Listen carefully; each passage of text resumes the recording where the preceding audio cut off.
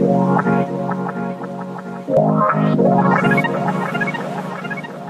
je suis là pour présenter en fait les premières maquettes d'un outil qui va voir le jour en janvier 2020 pour le festival d'Angoulême. C'est un outil pour créer des bandes dessinées et enseigner la dramaturgie aux enfants à travers les codes de la bande dessinée et du storyboarding. Donc il s'agit vraiment de familiariser les enfants à raconter des histoires en mêlant des illustrations et du texte. Alors là, j'ai les yeux qui brillent. T'es maître d'école, toi. Moi aussi, t'as déjà fait des projets BD avec tes élèves. Tu t'es déjà cassé le nez sur un projet BD avec tes élèves. Alors, dis-nous en plus concrètement, qu'est-ce qu'on pourra faire en tant qu'enseignant dans cet outil d'accompagnement au storyboarding, si j'ai bien compris. Alors l'outil en fait permettra de travailler sur tout type de format BD.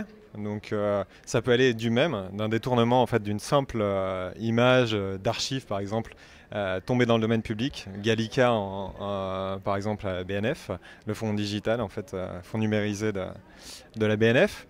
Ça peut être du comic strip, 3 cases, où justement on va venir donner une approche pédagogique à hauteur de l'enfant, pour lui expliquer par exemple que dans la première case, dans un comic strip, on évoque une situation de départ, dans la deuxième on évoque le conflit, dans la troisième potentiellement la résolution du conflit.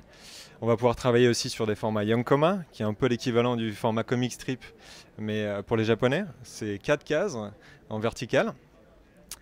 On va également pouvoir travailler sur des planches de BD franco-belge. Je pense que vous avez appris à lire avec Tintin ou Corto Maltese, comme beaucoup de Français. On va aussi pouvoir travailler sur des formats beaucoup plus innovants, comme le format Webtoon. Je ne sais pas si vous en avez entendu parler. Vous ne connaissez pas du tout. Alors c'est un format qui est vraiment en train de gagner en popularité, originaire de Corée. C'est un format en fait, qui est adapté à la lecture sur smartphone. Donc on retrouve les cases de BD en scrolling, en défilement vertical sur smartphone, les unes en dessous des autres.